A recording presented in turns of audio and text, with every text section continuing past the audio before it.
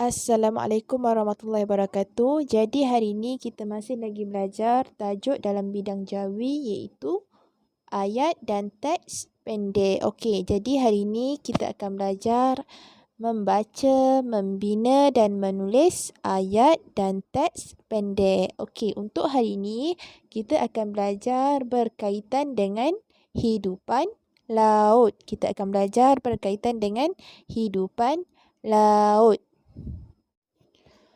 Okey, cuba murid-murid perhatikan slide ni. Kat sini Ustazah ada berikan beberapa contoh hidupan laut. Antaranya ialah gambar yang pertama, gambar tapak Sulaiman. Okey. Tapak Sulaiman ialah hidupan laut. Okey, gambar yang kedua ialah gambar sotong. Okey, gambar yang kedua ialah gambar sotong. Sotong gurita. Dan gambar yang ketiga gambar ketam. Gambar ketam. Okey, yang seterusnya, hidupan laut yang seterusnya ialah ikan paus. Okey, ikan paus. Dan yang terakhir, gambar penyu. Okey, jadi kat sini Ustazah berikan 5 contoh hidupan laut. Okey, sebenarnya banyak lagi hidupan laut yang lain. Jadi yang ni Ustazah beri contoh sahaja. Okey, jadi sekarang kita akan tengok contoh cara untuk membina ayat berdasarkan gambar yang Ustazah bagi ni. Okey, kita akan tengok cara untuk bina ayat berdasarkan gambar hidupan laut yang diberikan. Okey, kita tengok yang pertama Ustazah bagi contoh. Okey. Okey, kat sini Ustazah bagi contoh gambar tapak Sulaiman. Macam mana kita nak buat, macam mana kita nak bina ayat berdasarkan gambar tapak Sulaiman ni? Okey, yang pertama, ayat yang pertama kita boleh letak nama hidupan laut tersebut. Okey, ayat yang pertama kita letak nama hidupan laut tersebut. Contohnya, ini tapak Sulaiman. Okey, ayat yang pertama contohnya, ini tapak Sulaiman. Okey, untuk ayat yang kedua dan ayat yang ketiga, kita boleh bina ayat berdasarkan sifat hidupan laut tersebut. Okey, ayat yang kedua dan yang ketiga, kita boleh buat sifat hidupan laut tersebut. Okey, contoh ayat yang Ustazah bagi. Tapak Sulaiman ini warnanya jingga. Okey, tapak Sulaiman ini warnanya jingga. Jadi, kat sini, sifat tapak Sulaiman tu ialah warna jingga. Tapak Sulaiman berwarna jingga. Jadi, murid-murid boleh buat ayat berdasarkan warna hidupan laut tersebut. Dan ayat yang ketiga, ianya ada 5 kaki. Ianya ada 5 kaki. Okey, untuk ayat yang ketiga, murid-murid boleh letak sifat tapak Sulaiman tu juga. Contohnya, tapak Sulaiman tersebut mempunyai 5 kaki. Okey, apa sifat tapak Sulaiman? Sifat tapak Sulaiman ada 5 kaki. Jadi, murid-murid boleh bina ayat berdasarkan sifat tapak Sulaiman tersebut. Dan untuk ayat yang keempat, murid-murid boleh bina ayat berdasarkan fakta. Okey, apa fakta berkaitan tapak Sulaiman? Murid-murid boleh bina ayat berdasarkan fakta berkaitan tapak Sulaiman. Okey, contoh ayat yang Ustazah bagi.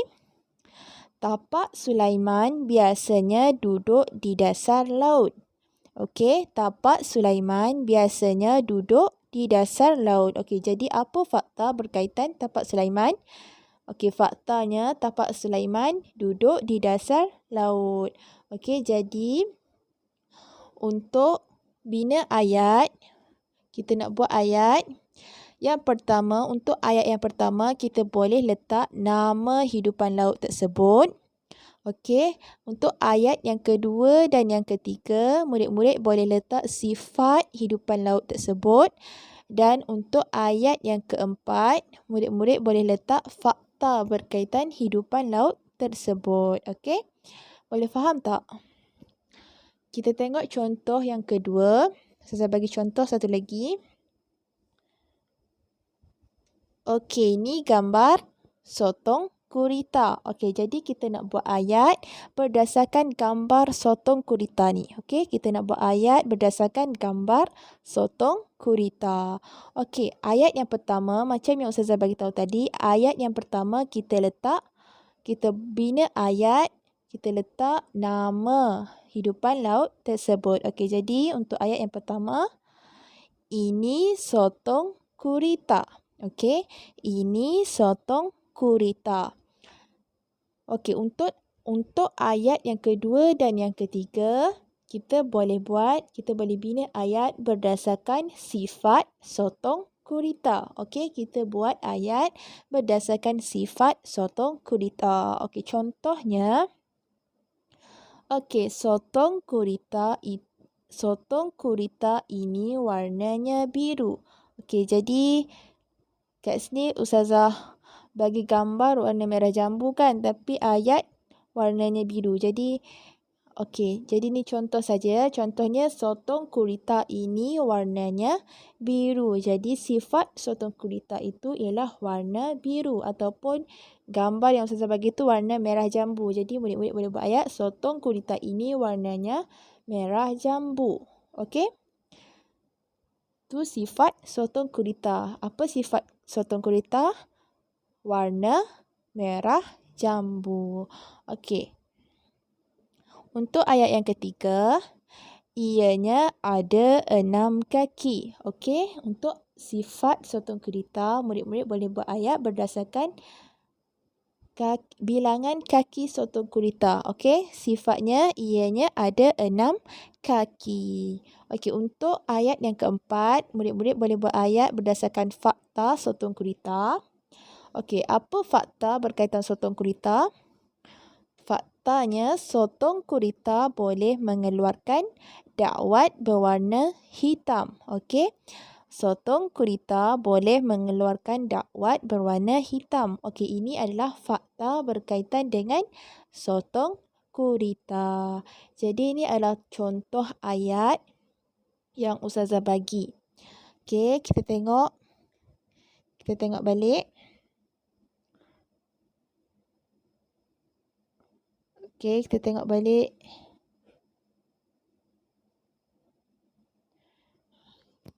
balik. Ayat yang pertama tadi berkaitan dengan tapak Sulaiman. Okey, murid-murid boleh ikut saya baca. Okey, 1, 2, 3. Ini tapak Sulaiman. Tapak Sulaiman ini warnanya jingga. Ianya ada 5 kaki. Tapak Sulaiman biasanya duduk di dasar laut. Okey, boleh? Untuk ayat yang kedua berkaitan dengan sotong. Okey, untuk ayat yang kedua berkaitan dengan sotong gurita. Okey, murid-murid boleh ikut Ustazah baca. Ini sotong gurita. Sotong gurita ini warnanya biru. Ianya ada 6 kaki. Sotong gurita boleh mengeluarkan dakwat berwarna hitam. Okey, boleh faham cara untuk membina ayat? Okey, jadi sekarang Ustazah nak murid-murid bina 4 ayat bagi setiap gambar di bawah. Okey, kat sini Ustazah ada bagi 3 gambar. Jadi untuk setiap gambar ni murid-murid bina 4 ayat. Boleh? Okey, contohnya Ustazah bagi gambar penyu. Murid-murid bina 4 ayat berdasarkan gambar penyu tersebut. Okey? Macam yang Ustazah terangkan tadi, untuk ayat yang pertama, murid-murid boleh bina ayat berdasarkan nama haiwan tersebut ataupun nama hidupan laut tersebut.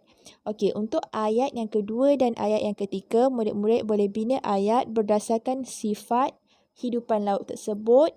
Dan untuk ayat yang keempat, murid-murid boleh bina ayat berdasarkan fakta. Apa fakta berkaitan hidupan laut tersebut? Okey? Untuk gambar yang kedua, gambar ketam pun sama. Murid-murid bina 4 ayat berdasarkan gambar ketam tersebut. Dan untuk gambar ikan paus, murid-murid bina 4 ayat berdasarkan gambar ikan paus. Boleh ya? Okey, cuba buat dulu.